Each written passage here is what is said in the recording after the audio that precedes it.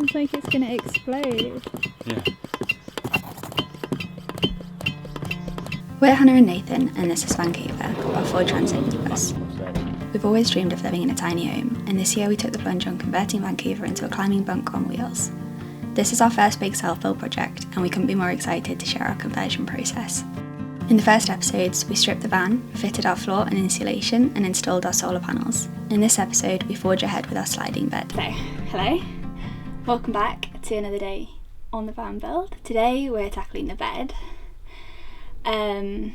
So Nathan probably knows more about this than I do because he's like behind the design and has planned it out. I'm just kind of making holes and screwing screws where asked to, but basically what we've got at the minute is this kind of like slat structure. With Nathan being 6'5", we opted for a sliding bed design so that we'd have 2/3 of the bed fixed with the ability to extend it each night. What we didn't want was a complicated or overworked solution that would take us some time to put up each night, so after some deliberation we ended up with the sliding bed solution.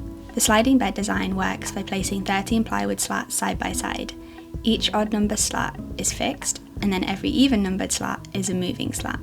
They all interlock with each other via a slight angle edge to give the bed extra support by spreading weight across all the slats.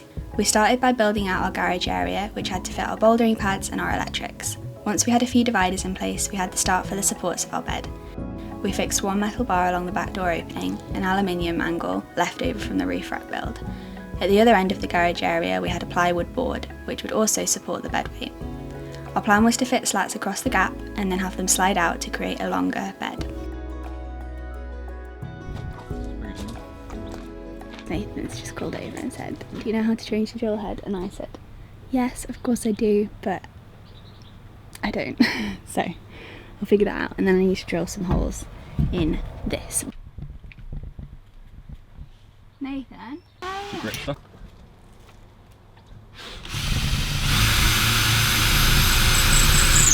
That was rubbish. Yeah, we can show some of the support stuff that we've got under there. Well, this is like the boot area that we've built. You can see a few of the uprights in there that are taking the weight of the bed. And we've got a couple of, we've got 3 widthways supports basically. So like one is here, and then one is here, kind of in the middle of the fixed bed area, and one is this piece of plywood here. So there's these 3 support areas really that all the slats are sitting on. You can kind of see that side. You can see a little bit. And the slats already. And then all of the fixed battens, all of the fixed slats have got one piece of batten that they all fit into, and all of the moving slats have got a different piece of batten that they all fit into, because that piece of batten will obviously slide forwards and back. And keep all of the moving battens in a nice kind of square shape.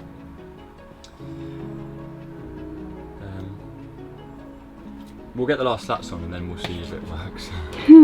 We've done this much, and I've got this much to go. But I think we're speeding up as we get like it dialed, the slat process dialed.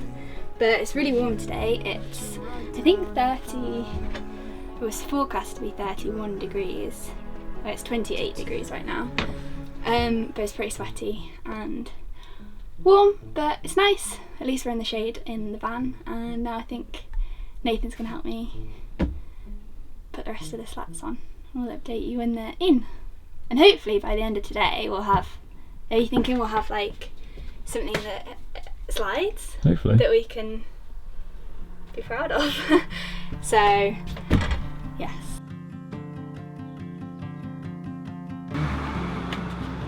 By a wafer. So, it is sometime later, and I think we have like our bed structure. I think it's there. Do you think? I think it's there. Let's see if it works.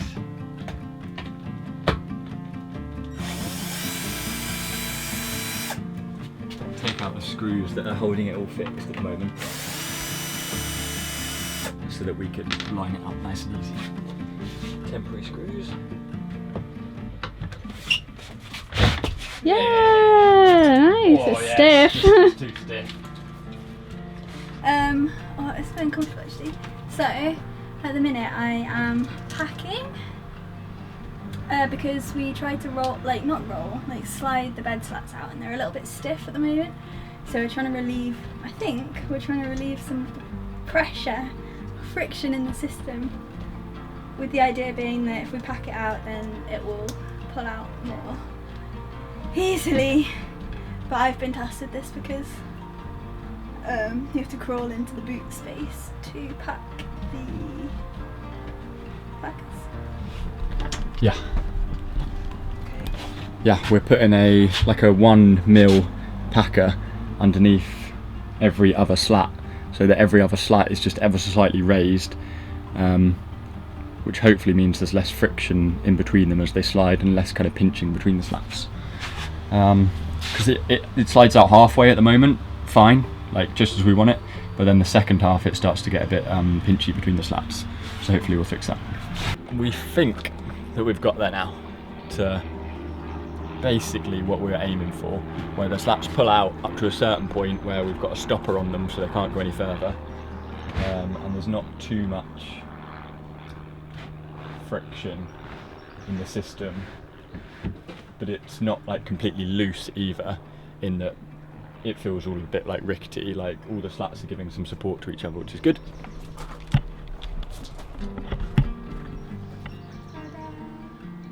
Just like that?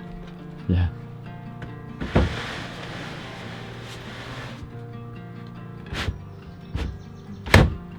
Yeah, that's the stop point. Wasn't the smoothest.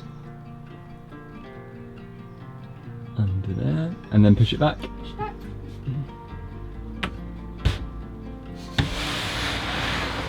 Woohoo! Let me do that again. Yeah, go on.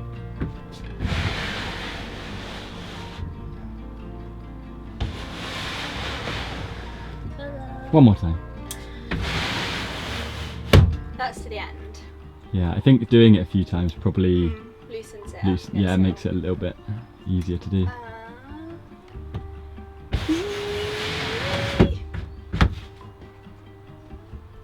Nice. And then pull it out again, just a little bit.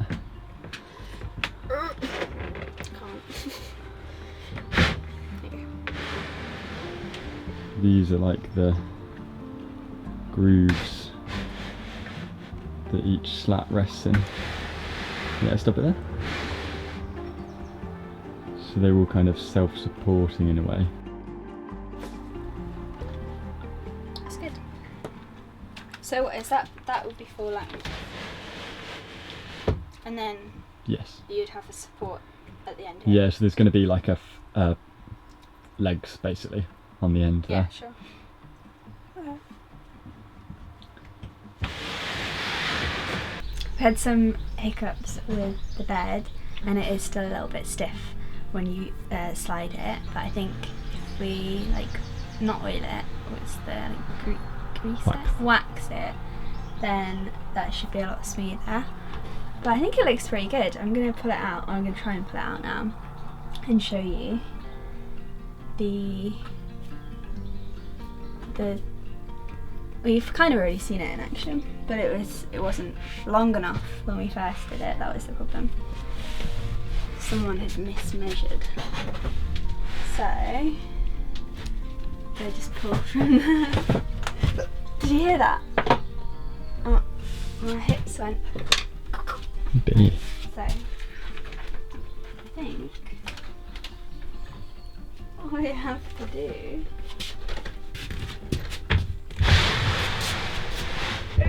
and then it does get a little stiff, as you can see.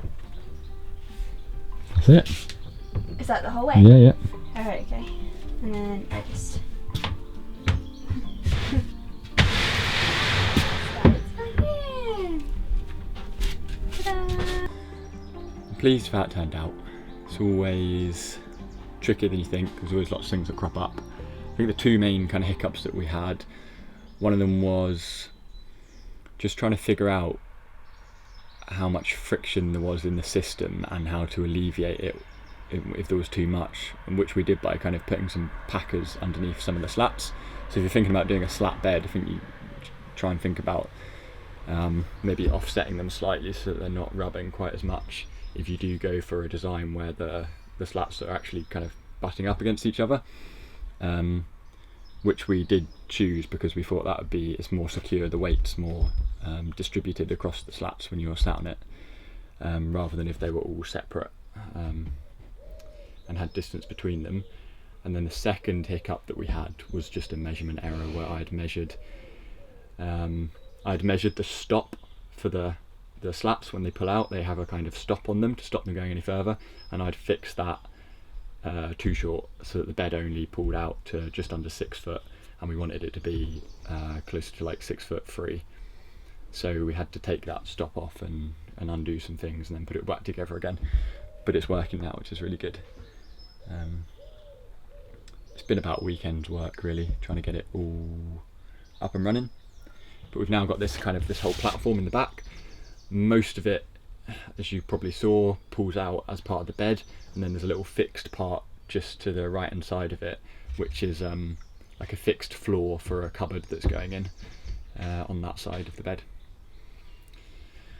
Underneath, the bouldering mats, the electrics, and that's kind of where we're at the moment.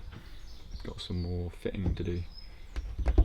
Definitely noticing some of the difficulties that you have along the way, which I think everyone must get. Little mistakes that are just easy to make and take up time. And I think when you're working with wood as well, just like because of the bed system is so reliant on the slats all passing by each other perfectly, but the reality is that some of the bits of wood that we've used as the supports, like they're not perfectly straight and true. So you know there's obviously slight twists in bits of wood and things that can just throw it off when we're trying to do it as precisely as we were. And one of the things that I think would definitely be good to do next time, I'll probably just use aluminium for the supports under the bed, like the cross beams, because they're just dead straight, and we've put one in which was really easy to work with, but we only actually put that one in because I had it left over from building the roof rack. But if I was building the bed again, I'd probably just use 3 aluminium things bolted in as the support, because they do make it really nice and easy. But yeah, I think it's been a really productive weekend, which has been really good, and Hannah and I have kept ourselves busy all weekend, which has been nice. Probably got another one coming up next weekend as well, haven't we? Should we get heated and go to the garage? Yeah.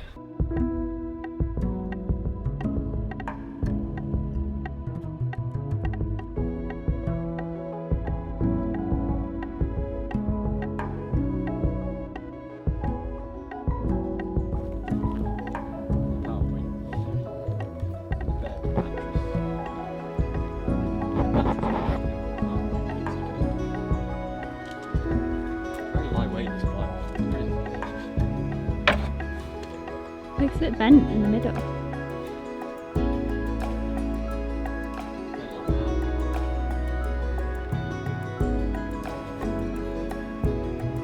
You know what I mean? Like curved. A bit warped. It's really puts into perspective how high up that bed is. Yeah. Is that the top of it there? It's like that top bit. That's my estimation for doing that as well. Okay. 15 centimetres mattress,